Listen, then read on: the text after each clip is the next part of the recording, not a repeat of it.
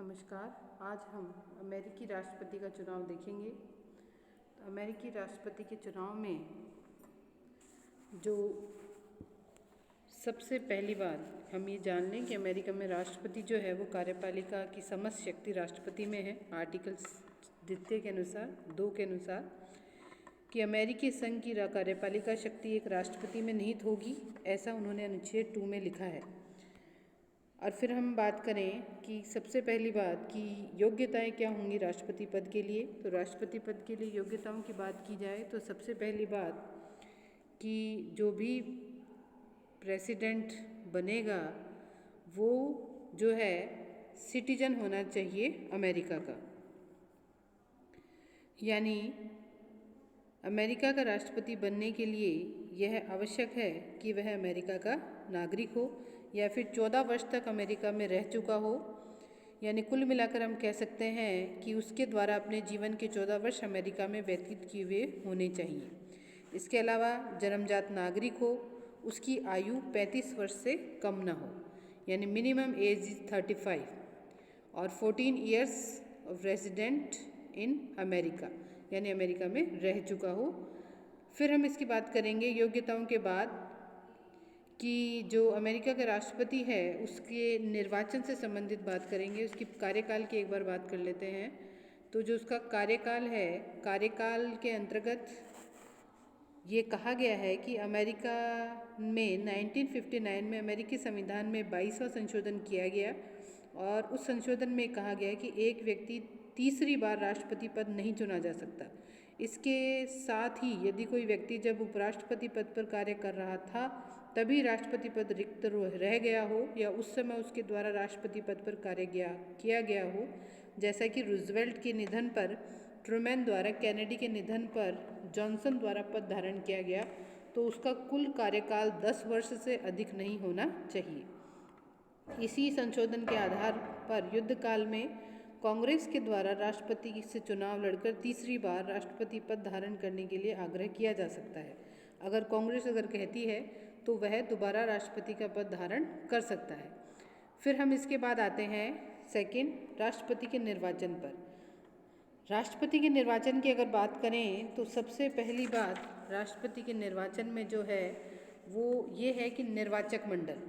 तो राष्ट्रपति के निर्वाचन का जो निर्वाचक मंडल होगा उस निर्वाचक मंडल में सदस्य 538 हैं, 538, जिसमें 3 कोलंबिया के प्रतिनिधि, और वर्तमान समय में कांग्रेस में 535 सदस्य हैं, 435 सदस्य प्रतिनिधि सभा के और 100 सीनेट के। सीनेट के जो सदस्य हैं उनकी संख्या निश्चित है जो कि 100 है। तो 100 सीनेट के सदस्य और 435 प्रतिनिधि सभा के सदस्य, दोनों को मिला के जो कांग्रेस बनेगी उसके टोटल जो मेंबर होंगे वो हैं 535, यानी 535 मेंबर्स होंगे इसके सदस्य निर्वाचक मंडल में। अब हम आते हैं इसके आगे कि संविधान निर्माताओं द्वारा इन्होंने जिस पद्धति का उपयोग इसमें किया है वह एक तरीके से देखा जाए तो अप्रत्यक्ष है, प्रतिनिध्यात्मक ही पद्धति है। अब हम आते हैं सबसे पहली बात कि उम्मीदवारों का मनोनयन। उम्मीदवारों का मनोनयन किस प्रकार से किया जाएगा। उम्मीदवारों के मनोनयन के लिए राष्ट्रपति के निर्वाचन का प्रथम चरण देश के विविध राजनीतिक दलों के द्वारा राष्ट्रपति पद के उम्मीदवारों का मनोनयन किया जाएगा। 1840 से रिपब्लिक और डेमोक्रेटिक दोनों राजनीतिक दलों ने उम्मीदवारों का मनोनयन विभिन्न राजनीतिक दलों के अखिल देशीय सम्मेलन द्वारा किया जाने लगा है। यानी पहले मेंबर चुने जाएंगे और ये मेंबर फिर राष्ट्रपति को चुनेंगे। इसी प्रकार राष्ट्रपति पद के लिए भी मनोनयन, इसके लिए भी उम्मीदवारों की नामजदगी की जाएगी और राष्ट्रपति पद के समान ही होगी। जैसे कि राष्ट्रपति के लिए उम्मीदवार चुने जाएंगे वैसे ही उपराष्ट्रपति पद के लिए भी उम्मीदवार चुने जाएंगे। फिर है चुनाव अभियान। सम्मेलन समाप्त होने से पूर्व उपराष्ट्रपति पद के लिए मनोनीत उम्मीदवार के द्वारा दल की एक राष्ट्रीय समिति चुनी जाएगी। यह समिति अपना एक प्रधान कोषाध्यक्ष चुनती है। यह समिति अपने दल के उम्मीदवारों के परामर्श से राज्यों में अपने दल के उम्मीदवार के पक्ष में तीव्र अभियान चलाती है, यानी रेडियो, टेलीविज़न, ट्रेन, समाचार पत्र आदि सभी में इस प्रकार के साहित्य का प्रकाशन किया जाता है जिसमें उनके द्वारा अपने कैंडिडेट के बारे में बताया जाता है। फिर हम आते हैं निर्वाचक मंडल का चुनाव। अब ये जो निर्वाचक मंडल है जो कि इलेक्शन में पार्ट लेगा, उसका चुनाव करने के लिए इसके बाद दोनों दलों द्वारा निर्वाचक मंडल के लिए अपने उम्मीदवार खड़े किए जाते हैं। निर्वाचक मंडल में इन उम्मीदवारों को शपथ लेनी होती है कि वे चुने जाने पर राष्ट्रपति और उपराष्ट्रपति के चुनाव में अपने ही दल के उम्मीदवार को वोट देंगे। 23वें संशोधन में अब निर्वाचक मंडल के सदस्यों की संख्या 538 हो गई है। निर्वाचक मंडल का चुनाव लीप वर्ष यानी लीप ईयर जो होता है, उसके चुनाव वर्ष नवंबर के महीने के पहले मंगलवार को या फिर सरकार द्वारा निर्धारित किसी तिथि पर किया जाता है। निर्वाचकों को प्रत्यक्ष रूप से मतदाताओं द्वारा चुना जाता है। निर्वाचकों के चुनाव और अन्य चुनाव में किन व्यक्तियों को मत देने का अधिकार होगा, यह 1970 के मतदान अधिकार अधिनियम में इसमें कुछ संशोधन किया गया है। प्रथम कि व्यक्ति की आयु 18 वर्ष प्राप्त कर ली हो। द्वितीय, व्यक्ति उस राज्य के कम से कम 30 दिन रह रहा हो। मतदाता होने के लिए अब साक्षर होना आवश्यक नहीं है। 74 के कानून के अनुसार राष्ट्रपति पद के चुनाव प्रचार के लिए सार्वजनिक वित्त व्यवस्था की गई है। फिर राज्यों में निर्वाचक मंडल के सदस्यों का चुनाव सूची प्रणाली के द्वारा होता है, यानी मत किसी उम्मीदवार के लिए नहीं वरन दल की सूची के पक्ष में डाले जाते हैं। राजनीतिक दलों के कार्यकर्ता निर्वाचक मंडल का चुनाव करते हैं। ज़्यादातर राज्यों में जिला व स्तरीय सम्मेलनों में निर्वाचक मंडल के उम्मीदवारों का मनोनयन होता है। फिर इसके बाद निर्वाचक मंडल के सदस्यों का चुनाव व्यक्तिगत न होकर सामूहिक होता है। जिस दल में किसी राज्य के मतदाताओं का बहुमत प्राप्त हो जाता है, उस दल के सब उम्मीदवार राष्ट्रपति के निर्वाचक मंडल में सदस्य चुने जाते हैं। उदाहरण के रूप में यदि हम सोचें कि यदि न्यूयॉर्क राज्य में रिपब्लिक निर्वाचन सूची के 30 लाख मत मिले हैं और डेमोक्रेटिक निर्वाचन सूची के 31 लाख मत, न्यूयॉर्क राज्य के निर्वाचक मंडल के सभी 43 सदस्य डेमोक्रेटिक के ही चुने जाएंगे।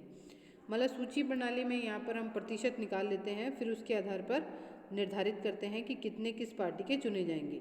राष्ट्रपति का जो उम्मीदवार 538 निर्वाचकों में से 270 मत प्राप्त कर लेता है, उसे राष्ट्रपति पद प्राप्त होने का विश्वास हो जाता है। मतलब ये पता चल जाए कि टोटल जो 538 हैं उनमें से 270 जिसे मत मिल गए हैं वह राष्ट्रपति पद जीत जाएगा, ऐसा माना जाता है। फिर हम आते हैं आगे निर्वाचक मंडल द्वारा राष्ट्रपति का चुनाव, जिसे ऑग और रे के शब्दों में निर्वाचक मंडल के सदस्य अपने राजनीतिक दल को रिकॉर्डिंग मशीन मात्र होते हैं। वो सिर्फ एक नामात्र काम करते हैं, बाकी जिस पार्टी से वो चुने जाते हैं उसी से पता चल जाता है कि कौन राष्ट्रपति बनने वाला है। लोकप्रिय मतों का आदर करते हुए, क्योंकि उन्हें ये शपथ दिलाई जाती है कि वो जिस पार्टी से चुनकर आए हैं उन्हें ही उनको वोट देना है। पर कई बार ऐसा भी हुआ है कि किसी उम्मीदवार ने अपनी जिस पार्टी से वो चुन के आया है उसके अतिरिक्त भी अपना वोट दिया है, तो ऐसी परिस्थितियों में कई बार समीकरण बदल भी जाते हैं।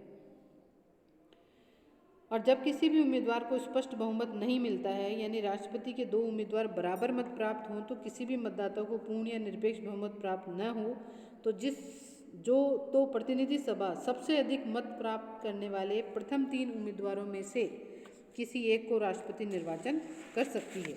प्रतिनिधि सभा जब इस प्रकार राष्ट्रपति का निर्वाचन करती है तब प्रतिनिधि सभा में प्रत्येक राज्य के केवल एक ही मत होता है, चाहे उनके कैंडिडेट कितने भी हों, कितने सदस्य वहाँ से चुन के आ रहे हों, पर एक ही मत माना जाएगा। अमेरिका में मतदाता निर्वाचक मंडल के सदस्यों को चुनने के लिए जो मत डालते हैं वह लोकप्रिय मत कहलाता है। फिर हम आते हैं नवीन राष्ट्रपति का पद ग्रहण। 1933 से पूर्व तक निर्वाचित होने के लगभग 4 मास पश्चात, यानी 4 मार्च को नवीन राष्ट्रपति अपना पद ग्रहण करता था, पर 20वें संशोधन द्वारा राष्ट्रपति 4 मार्च के बजाय 20 जनवरी को ही अपने पद को धारण करता है। इस प्रकार संशोधन से निश्चित किया गया है कि यदि नवनिर्वाचित राष्ट्रपति अपने पद पर आसीन होने से पूर्व उसकी मृत्यु हो जाए तो उपराष्ट्रपति को राष्ट्रपति बना दिया जाता है। पद ग्रहण के समय राष्ट्रपति को शपथ लेनी होती है, जो उसकी सर्वोच्च न्यायालय के मुख्य न्यायाधीश द्वारा दिलाई जाती है। शपथ के जो वर्ड्स हैं वो ये हैं कि मैं गंभीरतापूर्वक शपथ लेता हूँ कि अमेरिका के राष्ट्रपति पद पर निष्ठापूर्ण कार्य करूँगा और अपनी योग्यता भर अमेरिका के संविधान का संरक्षण और प्रतिरक्षण करूँगा। इस प्रकार अभी हाल ही में यानी 2020 में ही अमेरिका के राष्ट्रपति का चुनाव हुआ है। उस चुनाव में भी हमने ये देखा था कि 2 कैंडिडेट थे, डोनाल्ड ट्रंप और दूसरे थे जॉन बाइडेन। इसमें सिर्फ 6 मतों का अंतर आ रहा था। फिर अंत में ये देखा गया कि जॉन बाइडेन को राष्ट्रपति चुना गया और ट्रंप चुनाव हार गए। तो अमेरिका के राष्ट्रपति के चुनाव के यही स्टेप्स हैं, जिनमें सबसे पहला जो स्टेप है वो था उम्मीदवारों का मनोनयन, फिर उसके बाद चुनाव अभियान, फिर निर्वाचक मंडल का चुनाव, फिर निर्वाचक मंडल द्वारा राष्ट्रपति का चुनाव और फिर उसके लास्ट में नवीन राष्ट्रपति का पद ग्रहण। मैंने जो आपको ये भेजी है पीडीएफ, इसमें आपको पहले स्टेप में देख लीजिए primary and caucuses. There are many peoples who wants to be president, each with their own ideas about how government should work. People with similar ideas belong to the same political party. This is where parties and causes come in. Step number 1 यही था। फिर है step number 2 national conventions, and at each convention the presidential candidate choose a running mate, vice president candidate. Each party hold the nation convention and select to the final president nominees. फिर number 3 general election. People in every state across the country vote for one president and one vice president. When people cast their vote, they are actually voting for a group of people known as electoral. Number 4 step election college is in the electoral college system. Each state gets certain numbers of electoral based on its representative in Congress. यानी 538 जो मैंने आपको बताए 538 electoral votes हैं इसमें. The new elected president and vice president all includes in January में अपनी post को ग्रहण करता है वो. Each election cast 1 vote following of the general election and candidate who gets more than 270, मतलब 270 वोट से ज़्यादा जिसको वोट मिलते हैं वही कैंडिडेट जीता हुआ माना जाता है. अब इससे काफ़ी कुछ आपको समझ में आ गया होगा. तो आज हम यही ख़त्म करेंगे अमेरिका के राष्ट्रपति का निर्वाचन.